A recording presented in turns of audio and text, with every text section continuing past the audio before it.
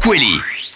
Elles sont déjà prêtes et on les voit en plateau. Taïna et Anini nous présentent le Zakweli aujourd'hui avec comme invité Toufa Elian Djilani. Bonjour mesdames.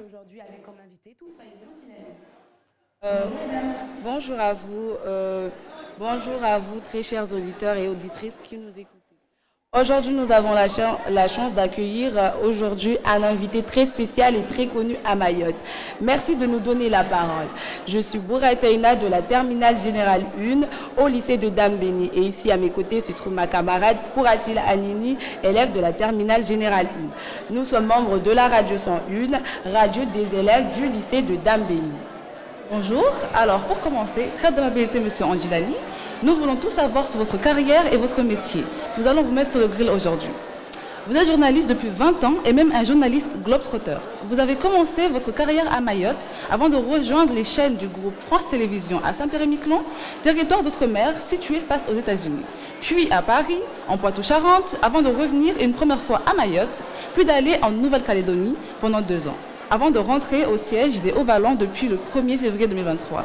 Alors dites-moi, pourquoi avez-vous eu cette envie de bouger ? Bonjour à tous, bonjour Taïna et Nina, merci de m'accueillir pour cette émission spéciale Zakweli. Alors votre question est intéressante parce que je considère que c'est l'ADN même d'un journaliste de s'adapter, de vouloir développer sa connaissance du monde, de vouloir aller à la rencontre des gens, d'autres cultures.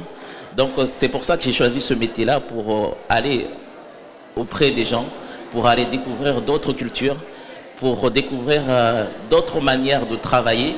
Et donc j'ai choisi de faire ce métier pour cela, pour découvrir du pays, d'aller dans ces pays, d'aller dans d'autres cultures.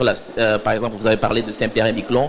C'est à milieu de ce que j'ai pu vivre à Mayotte, parce que c'est un climat différent, c'est loin de Mayotte, mais c'est une expérience très riche pour moi. Je pense que c'est la plus riche des expériences en tant que journaliste, parce que c'est un territoire où il n'y a pas grand monde. Il y a 6000 habitants, il n'y a pas une actualité très riche. Et justement, ça te pousse en tant que journaliste de chercher, de t'inventer, de développer tes connaissances et ta faculté à chercher de l'information là où elle n'est pas évidente. Donc c'est pour ça que j'ai choisi d'aller dans ces pays-là pour justement développer ces capacités-là. On vous remercie pour votre réponse. En parlant de voyage, nous n'avons jamais mis les pieds à Paris en Poitou-Charentes. Pouvez-vous parler de ces territoires à nos chers éditeurs qui également n'ont pas mis les pieds là-bas? Parler de Paris, j'ai pas bien entendu la question. Nous n'avons pas mis les pieds à Paris en Poitou-Charentes et nous ne connaissons pas ce territoire comme nos éditeurs également. Pouvez-vous nous parler de ce territoire? Alors, je veux vous parler de Paris. Paris, bon, je pense que même si vous n'êtes pas encore allé à Paris, mais tout le monde connaît Paris parce que c'est la capitale de la France. On parle beaucoup de Paris dans toutes les actualités. Donc, Paris, c'est une ville magnifique, extraordinaire, riche, une culture très riche. Et donc, c'est la ville par expérience pour développer, comment dirais-je, cette appétence culturelle, parce qu'il y a les musées, il y a les arts, il y a un peu de tout. Donc, Paris, pour moi, c'était la ville où il fallait être. C'est vrai que c'est pas évident, le rythme, c'est pas évident parce qu'il y a le métro, parce qu'il faut courir, parce qu'on a l'impression que tout le monde est pressé, alors qu'a priori, il n'y a rien qui doit nous presser. Mais c'est la vie, c'est le rythme de la ville. Donc, c'est une ville très riche. J'ai bien aimé bosser là-bas, j'ai bien aimé travailler là-bas. Et surtout, ce que j'ai aimé, c'est que c'est là où tout se décide. On a parlé tout à l'heure dans le journal du rapport sur l'immigration à l'Assemblée nationale avec la députée Estelle Youssoufa. Moi, c'est ça ce que j'ai aimé parce qu'à Paris, j'ai beaucoup couvert ce genre d'actualité. Je passais des nuits à l'Assemblée nationale parce que les séances sont souvent de nuit. Donc, c'était riche. Tu côtoies un peu ceux qui décident pour notre pays, les députés, les ministres. Et donc, c'était pour moi, en tout cas, en termes de prestige, évidemment, c'était important parce que quand tu vas interviewer un ministre, c'est clair que c'est prestigieux.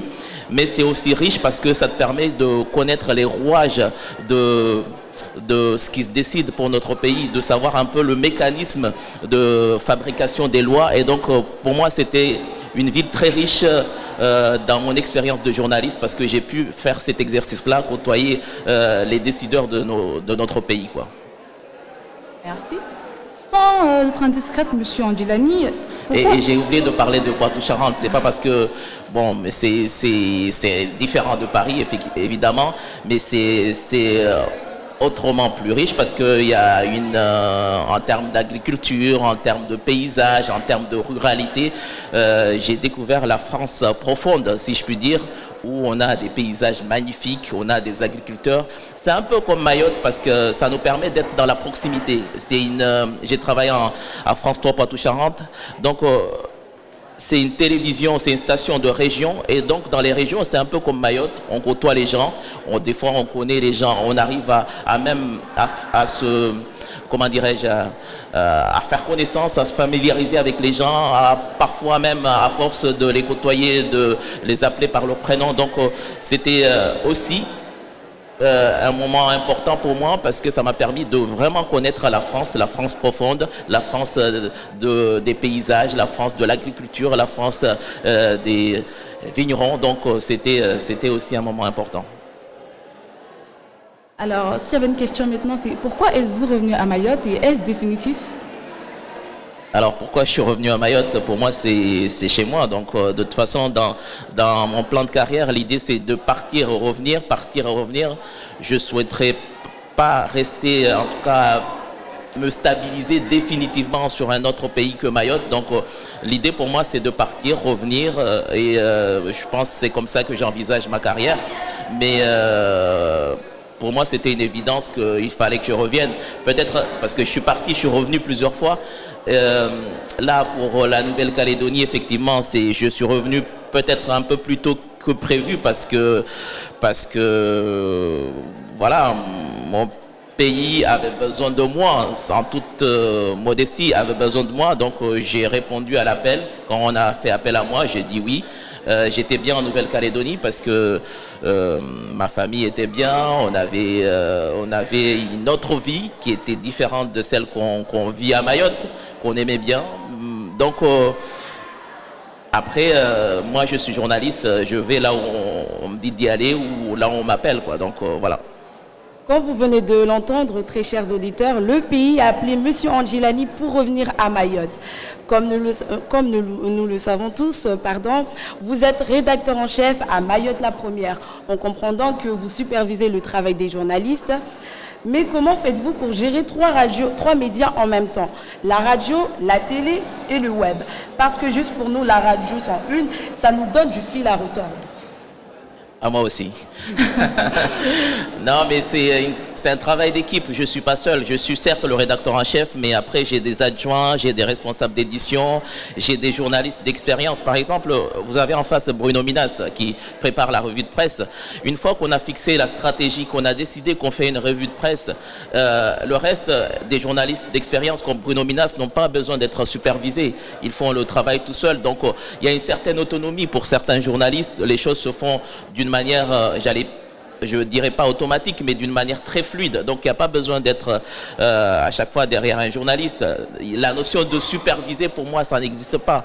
C'est juste que c'est un travail d'équipe.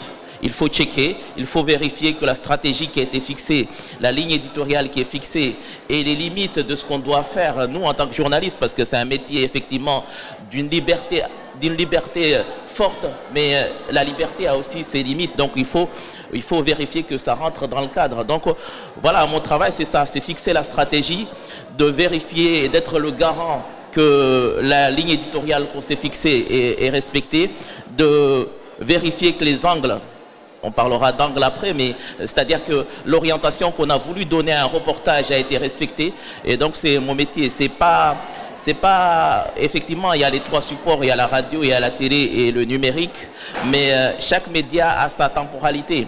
La radio, par exemple, tôt le matin, on se réveille avec la radio et donc on doit s'adapter, on a un ton différent, on a une manière de faire qui est différente.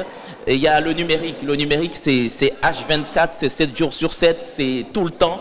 Et donc après, il faut savoir comment dirais-je, distribuer intelligemment l'information. Il y a des informations qu'on donne sur le numérique qu'on donne peut-être pas en radio parce qu'on considère que ça fait redondant ou on le dit autrement en radio pour être complémentaire et on le développe différemment le soir à la télé parce que l'idée c'est pas de répéter ce qu'on a dit depuis le matin, même si ça nous arrive de le faire.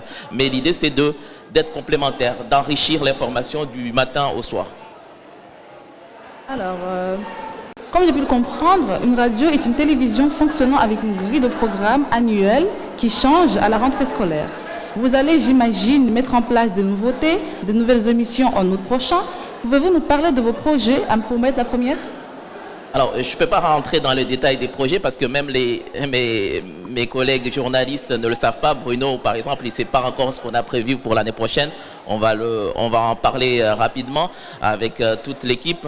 Mais effectivement, on est en train de préparer la grille pour la rentrée.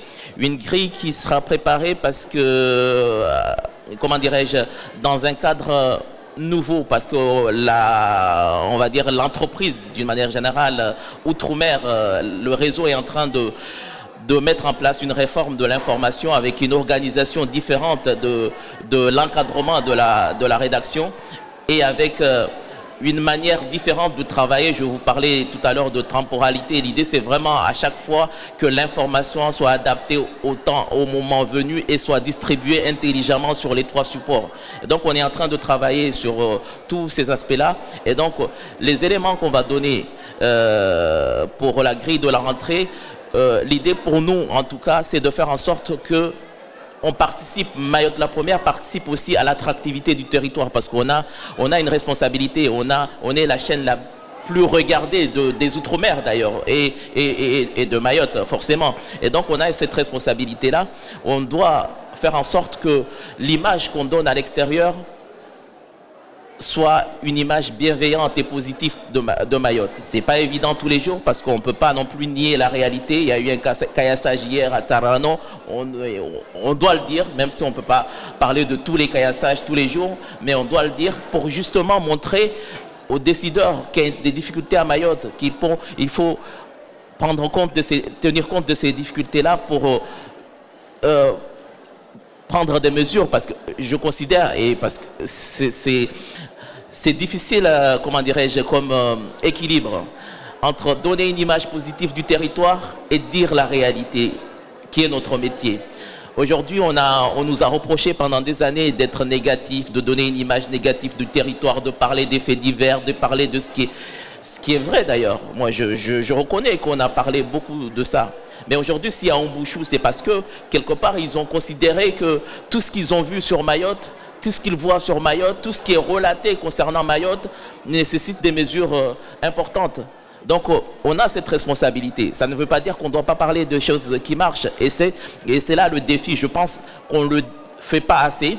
On doit le faire. Et c'est tout l'objectif de la nouvelle grille qui va arriver l'année prochaine, de parler des initiatives, de parler des gens qui portent des projets, des jeunes qui font des belles choses à Mayotte. Et donc l'idée c'est vraiment de les mettre en valeur et de valoriser autrement Mayotte, quoi. Nous vous remercions pour cette réponse. Tout le monde connaît Mayotte la première, mais peu d'entre nous connaissent les coulisses. Pouvez-vous nous dire combien de personnes travaillent dans votre station? Quelles sont les différentes familles de métiers et comment cohabitent techniciens, journalistes et services administratifs?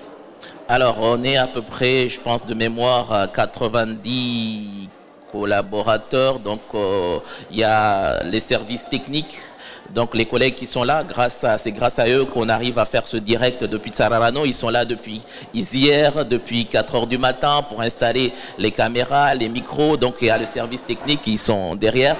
Sans eux, on n'aurait pas tout ce qu'on a à la radio, ni à la télé, ni sur le numérique. Donc c'est vraiment les travailleurs de l'ombre qui font un travail formidable et qui nous permettent, nous, de vous donner l'information. Alors il y a les services aussi administratifs. Par exemple, moi, à la fin du mois, il faut que je sois payé. Donc, il faut qu'il y ait un service administratif qui gère tout ça. Il y a dedans, il y a la RH, il y a les finances et puis d'autres services. Il y a le service communication. Il y a aussi, en fait, par exemple, nous, ce que vous voyez à la télé, il y a deux aspects.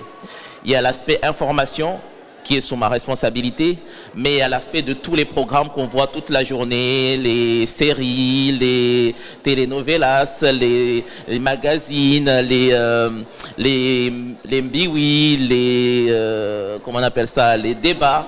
C'est un autre service, c'est le service donc, de production et de l'antenne qui est sous la responsabilité de mon collègue Alex Belrose, qui est le directeur éditorial. Donc on a pas mal de services au sein de la station, et puis il y a un service aussi qui est le service numérique qui s'occupe de toute la valorisation de nos produits sur le numérique, que ce soit l'info ou les programmes.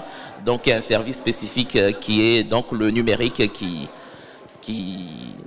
travaille depuis 4 ans, le service c'est implanté au sein de Mayotte la Première avec tout ce que vous voyez sur les réseaux et sur le numérique, quoi. On vous remercie, M. Andilani, pour cette réponse. Maintenant, nous enchaînons pour notre question. Pensez-vous qu'il y aura de la place pour la nouvelle génération? Bien sûr, bien sûr. Je pense que aujourd'hui, pour ceux qui viennent à la station de Mayotte la Première, ils voient qu'on a vraiment renouvelé. En tout cas, il y a une jeune génération qui est là. Il y a la moyenne d'âge des journalistes, en tout cas, a vraiment baissé. On a bien sûr les anciens qui sont toujours là. Il y a Bruno, il y a Henri Fina, il y a Ismaël, il y a Café. Je ne vais pas tous les citer, mais ils sont là. Mais on a aussi les jeunes qui arrivent. Donc, il y a de la place pour tout le monde, en fait. C'est tout pour Zakwili. À vous, Natacha. Merci.